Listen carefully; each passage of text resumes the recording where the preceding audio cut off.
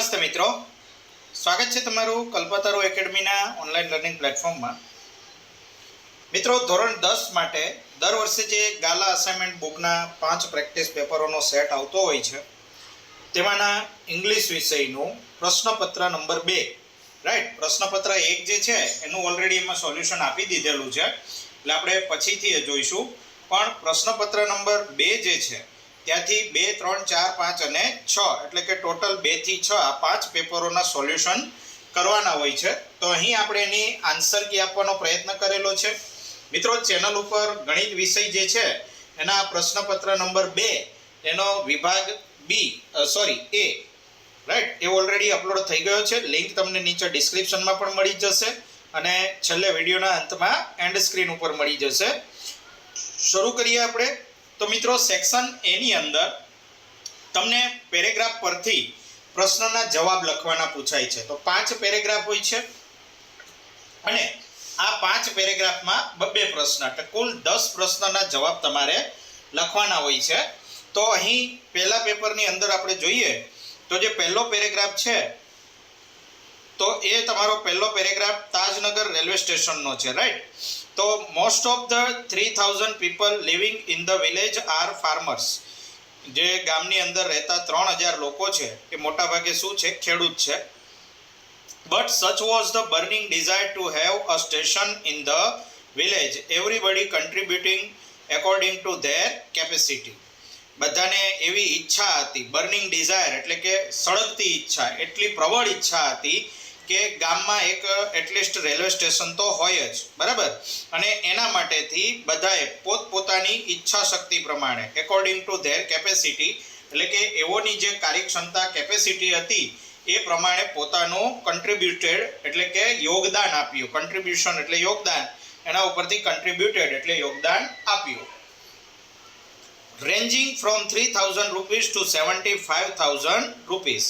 કોઈ ગરીબ ખેડૂત હોય તો એ પોતે 3000 રૂપિયા આપ્યા અને તવંગર વ્યક્તિ હોય તો એને 75,000 રૂપિયા આપ્યા. એટલે ઓછામાં ઓછી રકમ દાનમાં જે મળી હતી એ 3000 હતી અને વધુમાં વધુ જે રકમ મળી તે 75,000 હતી. બાકીના લોકોએ એમની વચ્ચેની રકમમાં ક્યાંય દાન કર્યું હતું. They donated money for the station and we started the construction in January 2008. બધાએ જે સ્ટેશન છે એ સ્ટેશન માટે આ જે રૂપિયા છે એનું દાન કર્યું અને અમે 2008 જાન્યુઆરી 2008માં એ બનાવવાનું શરૂ કર્યું. શું? રેલવે સ્ટેશન પોતાના ખર્ચે બનાવવાનું શરૂ કર્યું. સાઈડ રણજીતસિંહ, અ ફોર્મર વિલેજ સરપંચ. કોણે કીધું? તો રણજીતસિંહ કે જે ગામના પૂર્વ સરપંચ હતા, એમણે આ માહિતી આપેલી. હવે એના ઉપરથી મિત્રો 2 પ્રશ્ન છે. What shows the burning desire of the people to have station in the village. ગામમાં સ્ટેશન હોવાની પ્રબળ ઈચ્છા શક્તિ એવું શાના દ્વારા બતાવવામાં આવ્યું છે?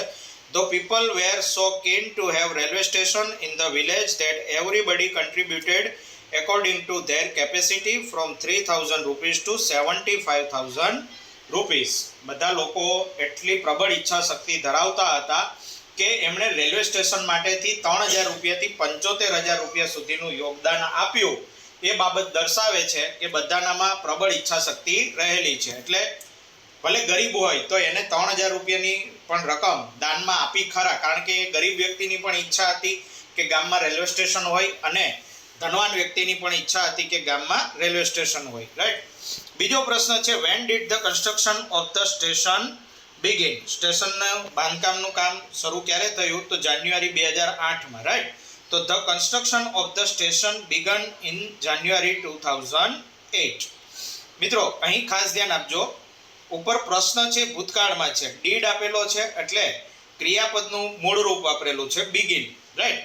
હવે જ્યારે તમે એનો જવાબ આપો છો તો પ્રશ્ન ભૂતકાળમાં છે તો એનો જવાબ પણ શું થાય? ભૂતકાળમાં, રાઈટ. તો ડીડ નીકળી જશે એટલે બિગનનું બેગન એટલે કે ભૂતકાળનું રૂપ થઈ જશે. તો the construction of the station began, right, in જાન્યુઆરી 2008. એટલે ડીડ હોય તો ડીડ નીકળી જાય અને જે વર્તમાન કાળનું રૂપ છે એનું ભૂતકાળનું રૂપ થઈ જશે. ત્યારબાદ બીજો પેરેગ્રાફ છે interview of Arun Krishnamurthy, right, એ પાઠનો પેરેગ્રાફ છે. Everything from a diaper to worn out slippers we find everything in our lakes. જે તળાવ છે એને ઇન્ટરવ્યુઅરે પ્રશ્ન પૂછેલો કે તમને કયા કયા પ્રકારનો કચરો એમાંથી મળે, તો એનો એ જવાબ આપે છે કે everything from diaper to worn out slipper. એટલે ડાયપરથી માંડી અને તૂટેલી ચપ્પલ બધું જ અમને આ તળાવમાંથી મળી આવતું. It is so disturbing because it is water and water is the basis of life. એ ખૂબ જ ડિસ્ટર્બ કરનારું હતું, એટલે કે વિચલિત કરી નાખનારું હતું જે કચરો મળતો હતો તે. કારણ કે આ પાણી હતું, અને પાણી શું છે તો કે એ જીવનનો આધાર છે, રાઈટ, બેઝિસ ઓફ લાઈફ, જીવનનો મૂળભૂત આધાર. How can we not care for these water bodies. શા માટે આપણે આ જે પાણીના સ્ત્રોતો છે, વોટર બોડીઝનો અર્થ થાય અહીં પાણીનો સંગ્રહ કરતા સ્ત્રોત, જેમ કે તળાવ, સરોવર, નદી ઉપર બંધ બાંધેલો હોય, રાઈટ, તો એનો શા માટે આપણે રખરખાવ કે દેખભાળ ન રાખવી. We use this garbage for landfill with no or minimal exposure to the outside environment. પર્યાવરણમાં એનું ઓછામાં ઓછું એક્સપોઝર એટલે ખુલ્લું પડવું, રાઈટ. આપણે ઘણીવાર કચરો કચરા પેટીમાં નાખતા હોઈએ, પણ એ કચરા પેટી ખાલી કરી દઈએ બહાર રોડ ઉપર, તો એ પર્યાવરણ માટે એક્સપોઝર થયું, ખુલ્લું થયું, અને એમાંથી પછી દુર્ગંધ મારતા વાયુઓ એ બધું ફેલાતું હોય છે. તો આ લોકો શું કરતા, તો જે કચરો નીકળતો એ કચરાને લેન્ડફિલ માટે વાપરી નાખતા હતા. We ensure that the lake area and water holding are free of garbage so that birds, frogs and snakes can live in peace. તેમ કહે છે કે અમે એ પણ સુનિશ્ચિત કરતા કે માત્ર તળાવ કે એ જ સાફ નહીં, એની આસપાસનો વિસ્તાર પણ કચરાથી મુક્ત થઈ જાય, જેથી કરીને પક્ષીઓ, દેડકાઓ અને સાપ એ ત્યાં આરામથી પોતાનું જીવન જીવી શકે. લીવ ઇન પીસ એટલે શાંતિથી જીવન જીવવું, રાઈટ. તો શાંતિથી જીવન જીવી શકે એ માટે એ આ બાબતોનું ધ્યાન રાખતા. તો પ્રશ્ન પૂછેલો છે why should we care for water bodies. તો જવાબ શું આવશે? કારણ કે આપણે હમણાં જ જોઈ ગયા કે વોટર બોડી એટલે કે પાણી એ શું છે, જીવનનો આધાર છે, રાઈટ. તો we should care for water bodies because water is the basis of life. We should care for water bodies because water is the basis of life. એ પછી છે what do Arun and his team ensure why. મિત્રો જો આખા પેરેગ્રાફમાં ક્યાંય અરુણ શબ્દ નથી, બરાબર, તો એવા સમયે તમે કન્ફ્યુઝ નહીં થતા કે આપણને અહીં અરુણ શબ્દ તો આપ્યો નથી, તો હવે શું લખવાનું. તો તમને પેરેગ્રાફ જોઈને જ ખ્યાલ આવી જવો જોઈએ કે એ કયા પાઠનો પેરેગ્રાફ છે. તો an interview with Arun Krishnamurthy એમનો છે, એટલે અરુણનો અહીં ઉલ્લેખ કરેલો છે કે અરુણ અને તેની ટીમ શું સુનિશ્ચિત કરતી હતી અને શા માટે. તો એની ટીમ સુનિશ્ચિત કરતી શું, તો કે તળાવ અને પાણીની આસપાસનો જે વિસ્તાર છે એ કચરાથી સાફ થઈ જાય, જેથી પક્ષીઓ, દેડકાઓ અને સાપ એ શાંતિથી જીવન જીવી શકે, રાઈટ. તો Arun and his team ensure that the lake area and water holding are free of garbage so that birds, frogs and snakes can live in peace. Okay, ચાલો એના પછી નેક્સ્ટ છે એલન કેલરનો પાઠ જે તમારો આપેલો છે, રાઈટ. તો છઠ્ઠા પાઠનો આ પેરેગ્રાફ છે. ઓન 28th June 1904 ની 28 જૂને I graduated from the Redcliffe College. મેં રેડક્લિફ કોલેજમાંથી મારું સ્નાતકનો અભ્યાસ પૂર્ણ કર્યો, એટલે કે કોલેજ પૂરી કરી. I felt proud that I become the first deaf blind person to earn a Bachelor of Arts degree. હું મારી જાતને ગર્વાન્વિત, બરાબર, એને ગૌરવ થતું હતું. શા માટે? કે એ પહેલી એવી વ્યક્તિ બની કે જે બહેરી અને આંધળી હતી, છતાં એણે બેચલર ઓફ આર્ટની ડિગ્રી પ્રાપ્ત કરેલી હતી, એટલે કે ભણતર પૂરું કર્યું હતું. I began to feel that I must educate people on ways to help the blind. એટલે એને શિક્ષણ પૂરું થયા પછી એ પાઠ જે છે એમાં એ પોતે પોતાના શબ્દમાં જે પોતાની આપવીતી જણાવે છે. એટલે એ અહીં કહે છે કે મને પછી એવું લાગ્યું કે આંધળા લોકોની મદદ કરવા માટે મારે બીજા લોકોને શીખવવું જોઈએ, રાઈટ. એ ટુ એજ્યુકેટ એટલે શીખવવું. તો શું શીખવવું જોઈએ? તો કે આંધળા લોકોની મદદ કરવી, જે લોકો જોઈ શકે છે, દેખી શકે છે, એમને શીખવવું, જેથી આંધળા લોકોની આસપાસમાં જે દેખતા સાજા લોકો છે એ એની મદદ કરી શકે. My prime goal in my life was to spread awareness regarding the poor neglected state of the blind. તે કહે છે કે મારા જીવનનો મુખ્ય ઉદ્દેશ, પ્રાઇમ ગોલ, મુખ્ય ઉદ્દેશ, મુખ્ય લક્ષ્ય શું હતું? તો કે સ્પ્રેડ અવેરનેસ, એટલે કે લોકોની અંદર જાગૃતિ ફેલાવવી. શેના સંદર્ભે? તો કે પુઅર નેગ્લેક્ટેડ સ્ટેટ ઓફ બ્લાઇન્ડ, એટલે કે આંધળા લોકોને જે ગરીબ ગણવામાં આવતા હતા અને પછી એમનું જે સમાજમાં સ્થાન હતું એ કેવું હતું? તો કે ઉપેક્ષિત હતું, એટલે કે અન્ય લોકો એના પ્રત્યે કોઈ સહાનુભૂતિ ધરાવતા હતા નહીં. આજથી 122 વર્ષ પહેલાની મિત્રો આ વાત છે, એટલે ઘણો બધો આવા સમયે ફરક હતો, રાઈટ? એ લોકો પ્રત્યે ઉપેક્ષિત વર્તન સમાજમાં રાખવામાં આવતું હતું, એટલે પોતાની અહીંયા ઠાલવે છે. Their innate abilities and their inspiration I had to raise fund not only to sustain a living for myself but also to start project to remove darkness and miseries from the lives of other blind people. તેમની આંતરિક શક્તિઓ, આંતરિક કાર્યક્ષમતાઓ અને તેમની જે inspiration, આત્મપ્રેરણા, right? તો એમના માટેથી તેમને ફંડ ઉઘરાવવાનું શરૂ કર્યું. હેલન કેલરે ફંડ ઉઘરાવવાનું શરૂ કર્યું, જેથી કરીને એ પોતાની જાતે જીવન ગુજારી શકે. એટલું જ નહીં, પણ એ ફંડની મદદથી જે બીજા ગરીબ આંધળા લોકો હતા એવો પણ પગભર થાય, સમાજમાં માનભર્યું સ્થાન મેળવી શકે, એ માટે એના જીવનમાં જે અંધકાર છે, જે મુશ્કેલીઓ છે, માઇઝરીઝ એટલે મુશ્કેલીઓને તે બધાને દૂર કરી અને તેઓ સારું જીવન જીવી શકે એ માટે એને ફંડ ભેગું કરવાનું શરૂ કર્યું. I strongly felt that I must give the others what I had gain from my teacher એન. એમના ટીચર, એમના શિક્ષક એન સુલિવાન, એમના તરફથી એણે જે કંઈ પણ પ્રાપ્ત કર્યું, બરાબર, એ બીજાઓને આપવું જોઈએ એવું એને અંદરથી ખૂબ જ પ્રબળ રીતે લાગતું હતું. એનો કહેવાનો અર્થ છે કે મને મારા શિક્ષકે જે કંઈ શીખવ્યું એ મારે બીજાઓને પણ શીખવવું જોઈએ. જોઈએ એમના પ્રશ્નો મિત્રો. તો વાય વોઝ હેલેન પ્રાઉડ? હેલનને ગર્વ શા માટે થતો હતો? તો Helen was proud because she was the first deaf blind person to earn a bachelor of arts degree. એ પ્રથમ એવી આંધળી અને બહેરી વ્યક્તિ હતી કે જેણે બેચલર ઓફ આર્ટ્સની ડિગ્રી પ્રાપ્ત કરેલી. ત્યારબાદ છઠ્ઠો પ્રશ્ન છે, what was the goal in Helen's life? હેલનના જીવનનો મુખ્ય ઉદ્દેશ્ય શું હતો? તો આપણે જોયું કે આંધળા લોકો જે છે એની આંતરિક ક્ષમતાઓને ઓળખવી, એના જીવનમાં પ્રકાશ ફેલાવવો, રાઈટ? તો એ એમનો જવાબ આવશે. The goal in Helen's life was to spread awareness regarding the poor neglected state of the blind, their innate abilities and their inspirations. ત્યારબાદ મિત્રો આગળ વધીએ.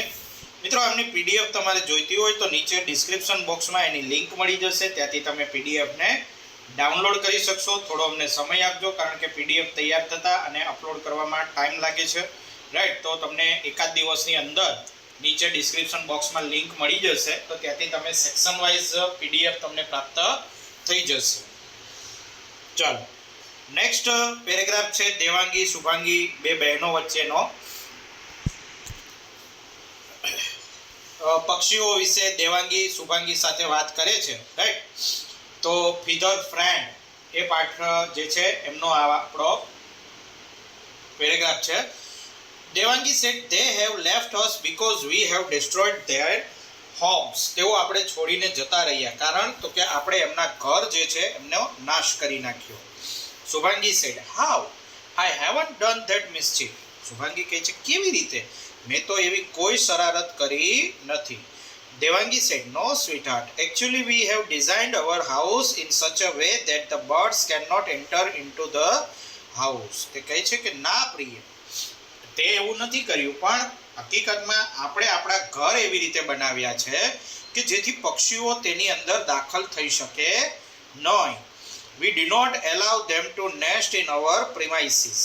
આપણા રહેઠાણની અંદર, આપણા વિસ્તારની અંદર એ પોતાનો માળો બનાવે એવી મંજૂરી આપણે એને આપતા નથી. મીન્સ કે જેમ વૃક્ષ ઉપર પક્ષી પોતાનો માળો બનાવી લે કોઈને પણ પૂછ્યા વિના, એમ આપણા ઘરમાં એ માળો નથી બનાવી શકતા, કારણ કે આપણે તરત જ શું કરીએ, એ માળો બનાવવાનું શરૂ કરે તો આપણે એ બહાર ફેંકી દેતા હોઈએ છીએ.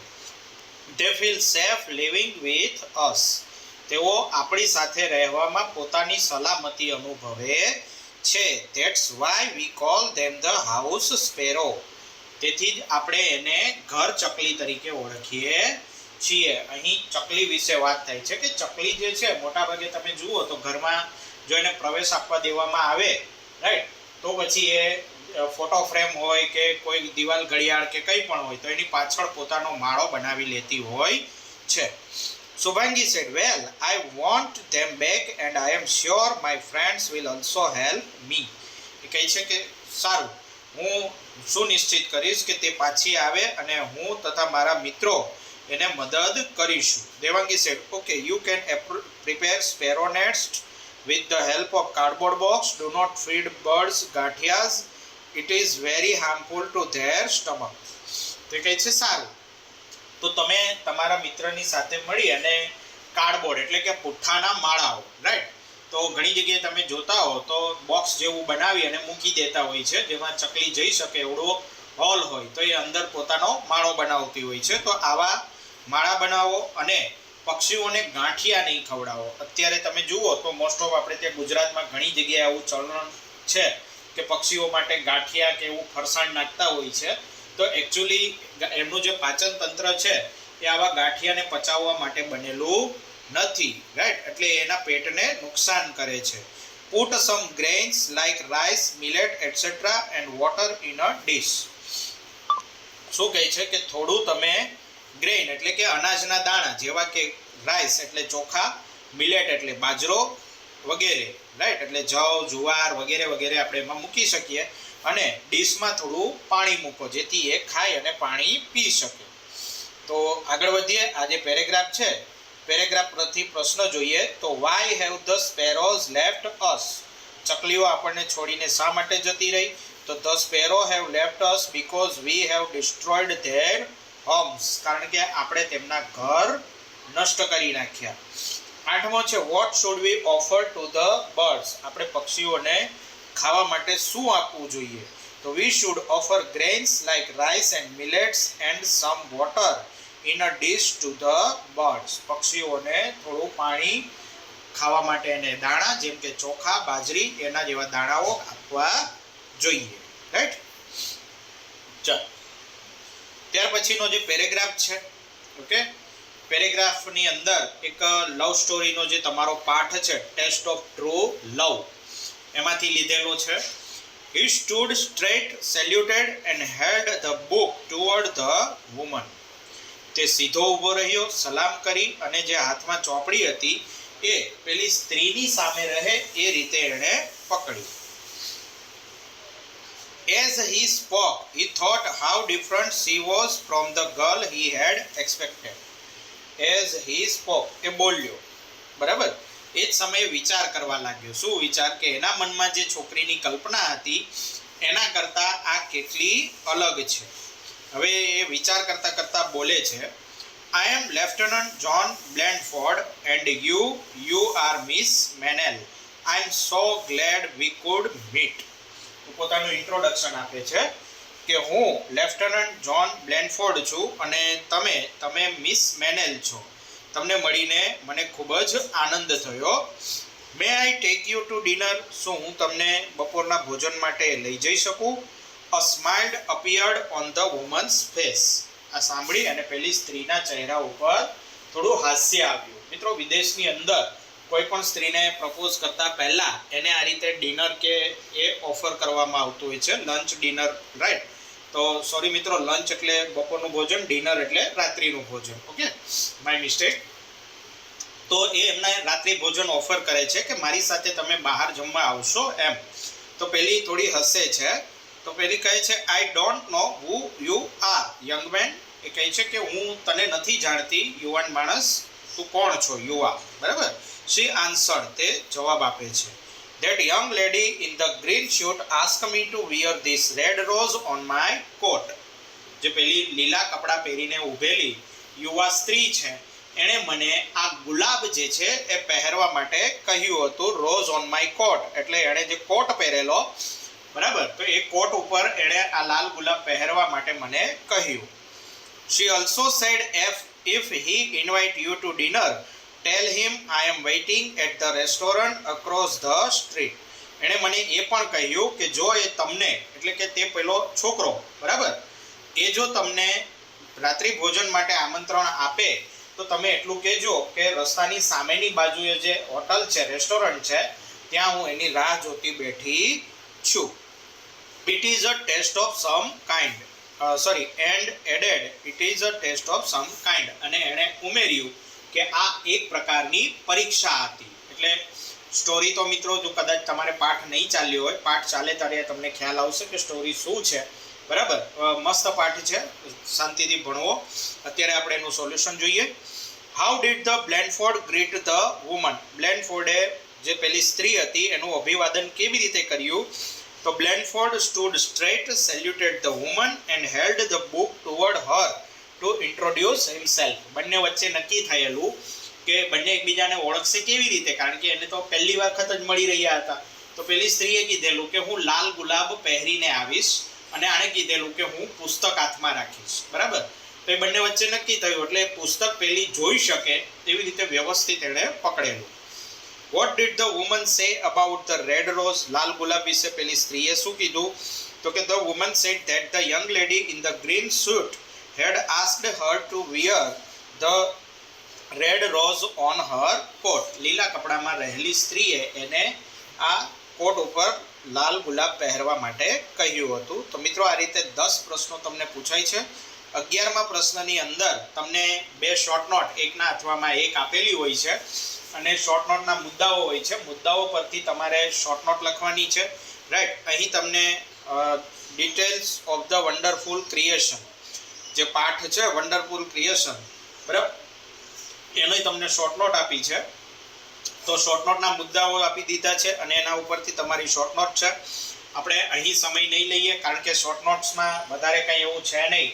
જે મુદ્દાઓ છે ખાસ એ મુદ્દાઓનો સમાવેશ થઈ જવો જોઈએ. આ બધા મુદ્દાઓનો સમાવેશ થાય એવી સાદી વાક્ય રચનામાં તમારે આ શોર્ટ નોટ લખવાની હોય છે. અને વધીને 7 થી 8 વાક્યો, રાઈટ. એટલે જો તમે લખવા બેસો તો લખતી વખતે તમારા 12 થી 15 વાક્યો એ થતા હોય છે. એ પ્રકારેની શોર્ટ નોટ હોય છે અને લખવાની હોય છે. વધારે લાંબુ લખવાની જરૂર નથી. બીજા શોર્ટ નોટ તમને પૂછી છે કચ્છ અને દેવ્યાની. આ પાઠમાંથી કચ્છ એના વિશેની છે. તો એમના પણ કેટલાક મુદ્દા આપેલા છે કે કચ્છ કોણ હતો, right. Who was Kach? Why did the Devas send him to Shukracharya? દેવોએ શુક્રાચાર્ય પાસે એને શા માટે મોકલ્યો? તો બધું તમે પાઠ ભણો એટલે તમને ખ્યાલ આવે જ કે આખી સ્ટોરી શું છે. તો એના ઉપરથી તમારે સાદી વાક્ય રચનાઓ બનાવી, કાળનો એનું ધ્યાન રાખી અને પછી શોર્ટ નોટ આ રીતે લખવાની હોય છે. તો અહીં તમે ધ્યાનથી જુઓ તો 14.5 લાઈન જેટલી લખેલી છે. હવે તમે આને લખવા બેસશો તો તમારી 20 થી 22 લાઈનો થશે, બરાબર. તો અંદાજિત 1 પેજ થાય. ઓકે. તો વારંવારની પ્રેક્ટિસ જો તમે કરશો તો ઘણો ખરો તમને આવડી જશે. અને ગયા વર્ષની સરખામણીએ આ વર્ષના પેપર થોડા હાર્ડ રહેવાની સંભાવના છે, કારણ કે ગયા વર્ષે રેગ્યુલર કોરોના કાળને કારણે શિક્ષણ કાર્ય થઈ નહોતું શક્યું, પરંતુ ચાલુ વર્ષે એવો કોઈ પ્રશ્ન નથી. એટલે પેપર થોડા હાર્ડ આવવાની સંભાવના છે, કારણ કે ગણિતમાં મેં જોયું કે ગયા વર્ષે 3 માર્ક્સમાં જે પ્રશ્નો હતા એ ચાલુ વર્ષે 2 માર્ક્સની અંદર પૂછી કાઢેલા છે, રાઈટ. ત્યાર પછી 12મા નંબરથી લઈ 15 નંબર સુધી ટ્રુ ફોલ્સ, એટલે કે 4 પ્રશ્ન ટ્રુ ફોલ્સના પૂછાય છે. તો one day Prem Chopra guided Ramsi 70 to Gopal Brothers for lifting precious gems. તો ફોલ્સ આવશે. ગોપાલ બ્રધર્સ એ જ્વેલરીની દુકાન હતી, તો અહીં જેમ્સ માટે એને નહોતો મોકલેલો, રાઈટ, જ્વેલરી માટે મોકલેલો હતો. The greatest danger of pyrotechnic is that it deals with fire. તો એ સાચું છે. ફટાકડાઓ જે છે, ફટાકડાઓનું કાર્ય કોની સાથે છે? તો કે આગ સાથે છે. એટલે એ એનો મોટામાં મોટો ખતરો છે. નેક્સ્ટ છે Helen's teacher, Miss Sullivan, lost her eyesight completely and become blind by year 1935. 1935 આવતા સુધીમાં હેલેનના ટીચર મિસ સુલિવાન એ પોતે પણ પોતાની દ્રષ્ટિ ક્ષમતા ખોઈ બેસે છે અને કમ્પ્લીટલી બ્લાઇન્ડ એટલે કે સંપૂર્ણ અંધ થઈ જાય છે, તો વિધાન સાચું છે. Games and musics are an essential for physical and mental health. Games and music, રમત અને મ્યુઝિક એટલે કે સંગીત, બરાબર, એ શારીરિક અને માનસિક સ્વાસ્થ્ય માટે જરૂરી છે, તો આ વિધાન ખોટું છે. તો મિત્રો અહીં સેક્શન એ આપણો પૂરો કરીએ છીએ. સેક્શન બી નો વિડીયો ટૂંક સમયમાં જ તમને મળી જશે અને સેક્શન એની જે પીડીએફ ફાઇલ છે એની લિંક પણ તમને નીચે ડિસ્ક્રિપ્શન બોક્સમાં મળી જશે. અન્ય વિષયના સોલ્યુશન પણ જેમ જેમ તૈયાર થાય એમ આપણી ચેનલ ઉપર આવતા જશે, તો ચેનલ સાથે જોડાયેલા રહેવા વિનંતી છે. મળીએ મિત્રો નેક્સ્ટ વિડીયોની અંદર પાર્ટ 2 સાથે.